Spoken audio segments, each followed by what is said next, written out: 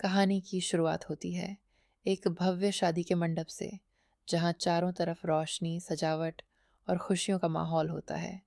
लेकिन उसी खुशी के बीच एक ऐसा तूफान आने वाला होता है जो सब कुछ बदल देगा। दुल्हन के जोड़े में सजी ईशा मंडप में खड़ी होती है। उसके चेहरे पर मुस्कान तो होती है, लेकिन आंखों में कहीं ना कहीं एक डर और बेचैनी साफ झलक रही होती है, मानो उसे किसी बड़े सच के सामने आने का इंतजार हो। तभी अचानक मंडप के बाहर पुलिस की गाड़ी आकर रुकती है। गाड़ी की आवाज़ सुनते ही सभी मेहमानों का ध्यान उधर चला जाता है और माहौल में सन्नाटा छा जाता है। धीरे धीरे गाड़ी का दरवाज़ा खुलता है और एक सख्त अंदाज में एक अधिकारी बाहर निकलता है। जैसे ही वह आगे बढ़ता है, सबकी आंखें हैरानी से फैल जाती हैं, क्योंकि ये कोई और नहीं बल्कि सूरज होता है। वही सूरज जिसे कभी सबने कमज़ोर समझा था, आज एक दमदार अधिकारी बनकर सबके सामने खड़ा होता है। उसके चेहरे पर आत्मविश्वास और आंखों में सच्चाई की चमक साफ दिखाई दे रही होती है। वह धीरे धीरे मंडप की ओर बढ़ता है और हर कदम के साथ माहौल और ज़्यादा भारी होता जाता है। ईशा जैसे ही सूरज को देखती है, वह एकदम स्तब्ध रह जाती है। उसकी सांसें थम जाती हैं और आंखों में आंसू भर आते हैं।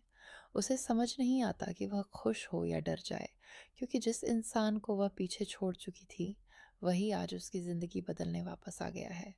उधर मंडप में मौजूद लोग आपस में बातें करने लगते हैं। हर कोई हैरान होता है कि आखिर सूरज यहाँ इस रूप में क्यों आया है। तभी सूरज तेज आवाज में कहता है कि अब सच छुपने वाला नहीं है और आज सबके सामने हर झूठ का पर्दाफाश होगा।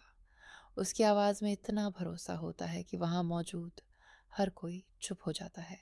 तभी गुलाब सिंह, जो अब तक सब कुछ कंट्रोल कर रहा था, सूरज को देखकर घबरा जाता है। उसके चेहरे का रंग उड़ जाता है और उसे समझ आ जाता है कि अब उसका खेल खत्म होने वाला है।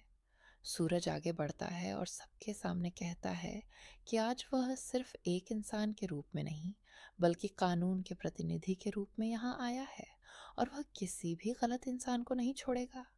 ये सुनकर आकाश गुस्से में आ जाता है और सूरज पर आरोप लगाने लगता है कि वह सबको बेवकूफ बना रहा है। लेकिन सूरज शांत रहकर जवाब देता है कि सच को छुपाया नहीं जा सकता और आज हर किसी को सच्चाई पता चलकर रहेगी। तभी सूरज एक ऐसा सबूत सामने लाता है जिसे देखकर सबकी आंखें खुल जाती हैं। वह एक महिला को आगे लाता है जिसे देखकर पूरा मंडप दंग रह जाता है, क्योंकि वह और कोई नहीं बल्कि ईशा की माँ होती है, जिसे सब मृत समझ चुके थे। जैसे ही ईशा अपनी माँ को देखती है, वह दौड़कर उनके गले लग जाती है और रोने लगती है। यह दृश्य देखकर वहां मौजूद हर व्यक्ति भावुक हो जाता है। ईशा की माँ बताती हैं कि कैसे उन्हें साजिश के तहत दूर रखा गया और सारा सच सबके सामने आ जाता है।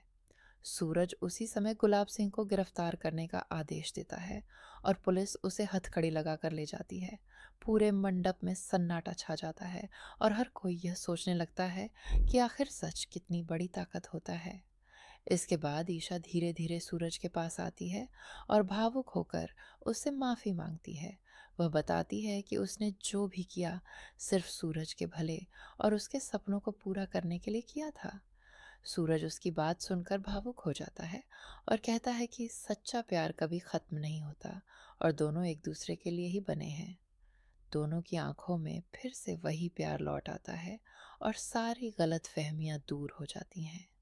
लेकिन कहानी यहीं खत्म नहीं होती, क्योंकि दूर खड़ा आकाश ये सब देखकर अंदर ही अंदर जल रहा होता है। उसके मन में बदले की आग भड़क उठती है और वह मन ही मन एक नई साजिश की योजना बनाने लगता है। उसे लगता है कि यह कहानी अभी खत्म नहीं हुई है और वह किसी भी तरह सूरज और ईशा को फिर से अलग करने की कोशिश करेगा। इस तरह कहानी एक नए मोड़ पर पहुंच जाती है, जहां एक तरफ प्यार जीत चुका है तो दूसरी तरफ नफरत एक नई चाल चलने के लिए तैयार है। अब आगे क्या होगा? क्या सूरज और ईशा का रिश्ता हमेशा के लिए मजबूत रहेगा, या फिर आकाश की नई चाल उनके बीच फिर से दूरी पैदा कर देगी? ये जानने के लिए जुड़े रहिए आपके अपने चैनल प्यार की कहानी टीवी के साथ। वीडियो पसंद आए तो लाइक, शेयर और सब्सक्राइब ज़रूर करें।